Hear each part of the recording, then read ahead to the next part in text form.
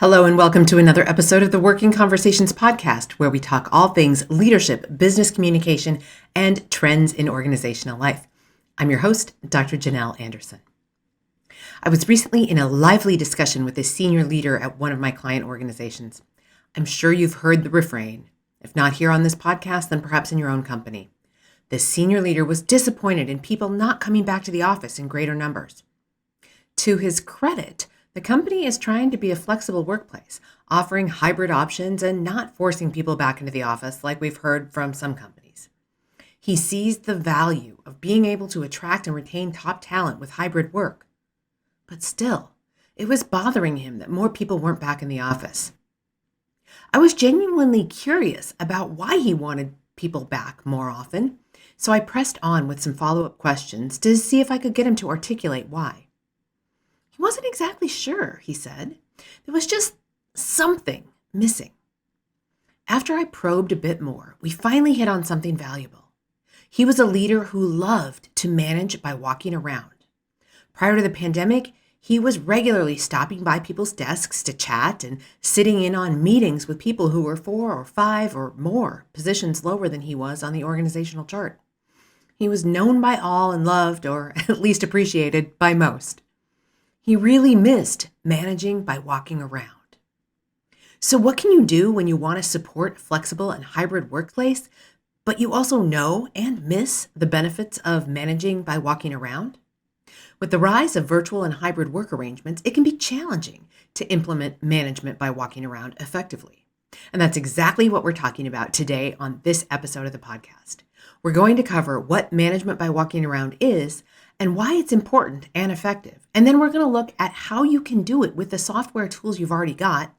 And after that, we'll take a look at some cool new tools that actually simulate walking around the office. Not quite virtual reality and holograms just yet, but cool nonetheless. We'll finish up with a few significant benefits of managing by walking around in the virtual environment. Now, before we delve into the specifics of managing by walking around in the hybrid workplace and how to pull that off, let's first understand what it means. Management by walking around is a management style that emphasizes the importance of active engagement and communication with employees. The manager regularly walks around the workplace, observing employees' work and having informal conversations with them. This style of management helps managers stay informed about the team's work, challenges, and concerns, which in turn helps them make more informed decisions.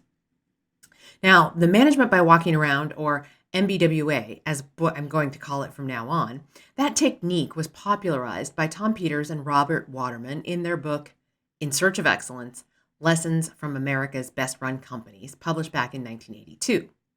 In the book, they highlighted the importance of MBWA in building effective relationships between managers and their team members and how it can lead to better decision-making, increased productivity, and a more positive work environment. It didn't start in the 1980s, however. Long before that, in the 1940s, it was used at Hewlett-Packard, HP, where founders Bill Hewlett and Dave Packard would regularly walk around the company's factory floor and talk to employees and see how things were going. However, the roots of MBWA can be traced back even further to the Japanese management philosophy of Gemba, which emphasizes the importance of being physically present in the workplace to understand the work processes and identify areas for improvement. Gemba is the Japanese term for actual place, and it often referred to the shop floor in the early days of its use, the place where the real work happens. Now, in manufacturing, of course, that would be the shop floor. In music, it would be the studio. And in tech companies, it would be anywhere from planning for or writing software, testing software, doing usability studies on software, supplying customer service, and so on. You get the idea. Anywhere where the actual work is being done. A Gemba walk brings the leaders to where the work is being done so they can ask questions, interact with the people doing the work, and so on. Again, MBWA did gain popularity in the 1980s as a management style that emphasized the importance of active engagement and communication with employees. And Peters and Waterman's In Search of Excellence book was a big part of that. MBWA was seen as a way for managers to stay informed about their team's work, challenges, concerns, and all of that, which would, in turn, help them make more informed and better decisions. So the results of MBWA can be seen in several ways. First, it helps build trust and rapport between managers and their team members, which leads to increased job satisfaction and motivation. If you've been listening to the podcast for any length of time, you've heard me talk about the risk of becoming overly transactional in our communication when working at a distance. That results in less trust and less rapport and weaker relationships, which have a harder time surviving difficult circumstances or conversations. In MBWA, by actively engaging with employees, managers can also identify and address issues before they become major problems, leading to an increase in productivity and efficiency. Additionally, MBWA promotes a culture of open communication and collaboration, leading to better decision-making and a more positive work environment. Studies on MBWA back in the day showed that it created regular communication between employees and their managers, and that employees were more likely to be engaged and satisfied with their jobs when their managers were managing by walking around. A study conducted by the Harvard Business Review found that MBWA helped managers identify potential problems before they became major issues. And by observing their team members at work, managers could identify areas where productivity could be improved, and then they could implement strategies to address those issues. MBWA is also a super helpful tool for managers because it allows them to gain a better understanding of their team members' strengths and weaknesses. This can help managers make informed decisions about how to assign tasks and responsibilities and where to implement additional coaching or training, and so forth, which can lead to improved performance and productivity all the way around. So overall, the history of MBWA shows that it is, or was, a powerful management technique that can have a significant impact on workplace culture and productivity. By actively engaging with employees and being present in the workplace, managers can build stronger relationships with their team members, leading to increased engagement, productivity, and overall success. That may have been true 4 or more years ago before so many people began working from home. So what about now? How do you do MBWA in the virtual or hybrid workplace? Now, as you know, a hybrid workplace is a work model that combines remote work and physical office work. And this work model has become increasingly popular in recent years, and with it, managers who want to implement MBWA can find themselves at a bit of a loss when it comes to implementation. Here are some strategies that managers can use to do MBWA effectively in the hybrid workplace. I'm going to address this from 2 different angles. First, how to do MBWA with the tools you probably already have. And second, we'll talk about some cool new technologies that can make it even more interactive and fun. So first, let's go after the low-hanging fruit.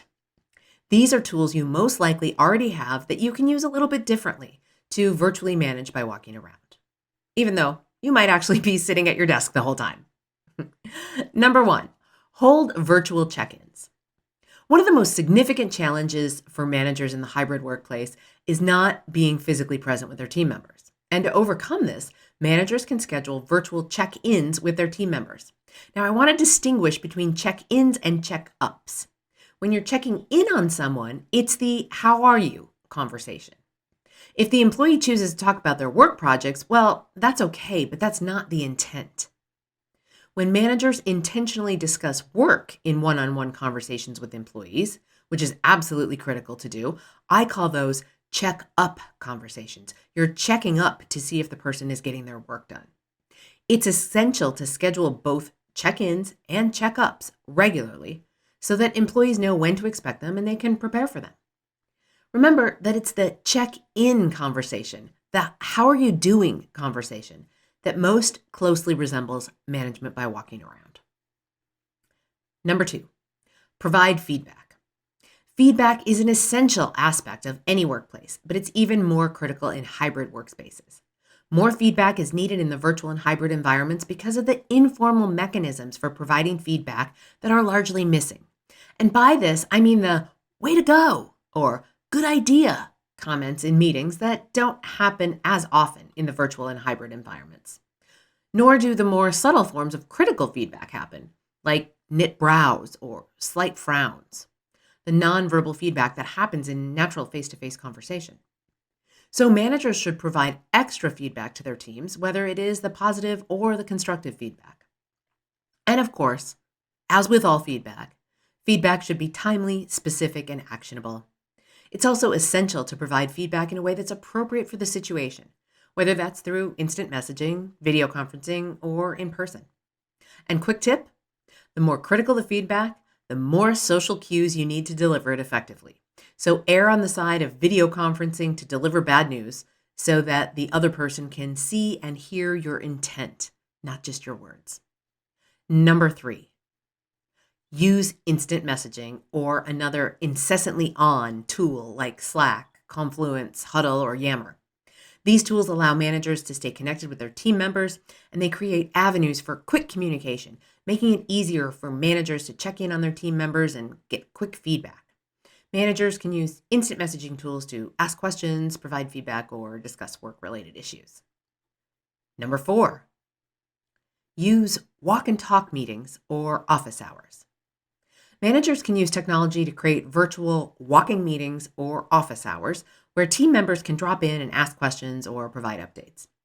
One of the great advantages of a walk and talk meeting, for those who are able, is that you're typically talking by mobile phone using earbuds and not looking at one another. This paves the way for bringing up more sensitive issues. I sometimes do this with my teenagers while driving in the car. They're much more likely to open up to me about sensitive topics when they don't have to look me in the eye. Office hours, on the other hand, are when you hold time open on your calendar and allow people to drop in by whatever means is most convenient. Phone, video chat, IM, or whatever. If no one takes you up on it, you just work on independent projects that can withstand interruptions. In either case, walk and talks or office hours, managers make themselves available for informal conversations, and they can build stronger relationships with team members and gain insights into their concerns and needs. Number 5, visit the physical workplace. Even though some employees may work remotely, it's crucial for managers to visit the physical workplace regularly. This can be done by scheduling visits to the office or attending team meetings in person. During these visits, managers can observe the work environment and have informal conversations with team members. This will help managers stay informed about their team's work, challenges, and concerns. You can literally manage by walking around with those who are present on the days when you are in the building. Okay, so that's what to do with the tools you already have. Now let's move on to a few cool tools that make managing by walking around a little bit more realistic, if still simulated. First, a variety of virtual office platforms have popped up. Some of these were already around before the pandemic, but there was a proliferation of them once the pandemic hit. The best way to describe these platforms, if you're not familiar with them, is to think of them as a cross between the popular online game Roblox, where kids, and some adults, build out a variety of spaces. Think buildings, homes, towns. So a cross between Roblox and Zoom, where you can instantly jump into a video conference with someone just by having your Roblox-like avatar enter a room on the screen. Some of the leading virtual office platforms include Sokoko, Teamico, Kumo Space, and Gather. What's cool about these platforms is that you can see who's in various conference rooms or who's working quietly at their desk with a Do Not Disturb sign up. On screen, it's like looking at a map of your office.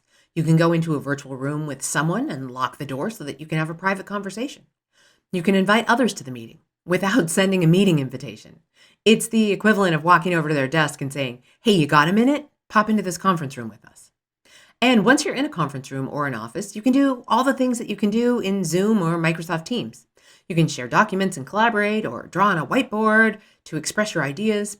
You can set up break rooms and ping pong tables and create social spaces for people to hang out and get to know one another. And if you've got Gen Z employees in your organization, they're going to easily adapt to the Roblox-like environment. All right, next up are employee engagement platforms. These may be standalone systems, or they may integrate with other systems that your organization is already using.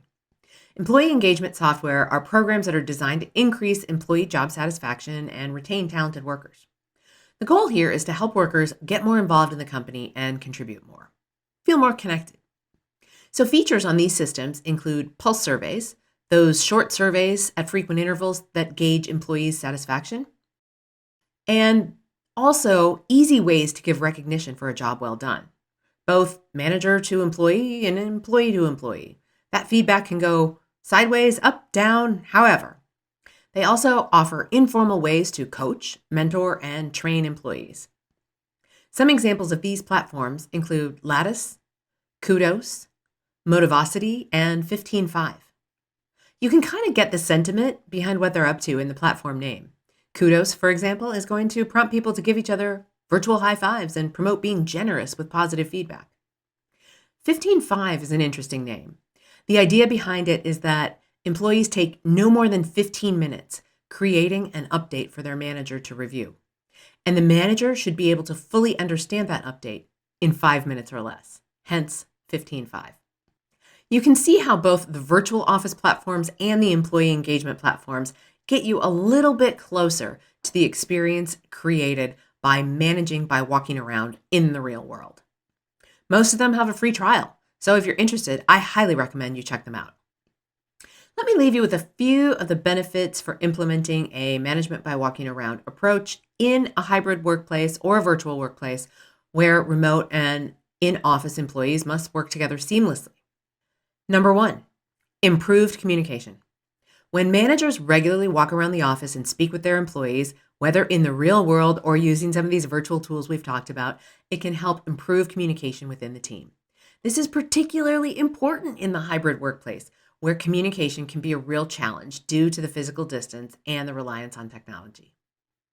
Number 2, better employee engagement. Management by walking around can help managers better understand their employees' needs and concerns, leading to better employee engagement. In a hybrid workplace where remote employees may feel disconnected from their in-office counterparts, regular communication and engagement can help build a sense of community and improve morale. Number 3, increased collaboration. Management by walking around enables managers to interact more regularly with their employees, creating a collaborative work environment. In the hybrid workplace, where remote and in-office employees may not interact as frequently, this approach can help foster collaboration and ensure that all employees are on the same page. Number 4, enhanced performance. By regularly checking in with employees and providing feedback, managers can improve employee performance. This is particularly important in the hybrid workplace where remote employees may feel isolated and require additional support to perform at their best. And finally, number 5, increased innovation. Management by walking around can also help foster innovation by encouraging managers to interact with employees from different departments and different levels in the organization, especially if you're using one of the virtual office platforms that make it easier to have those chance interactions with people that you don't typically work with and to gather in common spaces to do fun things like play ping pong or have a cup of coffee. This can help generate new ideas and perspectives that may not have been possible otherwise, leading to greater innovation and success for the organization as a whole. So yes, Virginia, you can manage by walking around in virtual and hybrid workplaces. If you enjoy this content and you're watching on YouTube, make sure you hit the subscribe button and knock that little bell so that you'll get notified every time there's a new episode out. I'm also starting to make some other videos on YouTube as well. So even if you listen to this podcast on a podcast platform, you'll want to head over to YouTube and subscribe so that you don't miss a thing. Wherever you're listening or watching, please leave me a review. It helps other listeners find me, and it just plain old makes me feel good. You can find me over at YouTube at YouTube/Janel Anderson, PhD. All right, my friends, until next time, be well.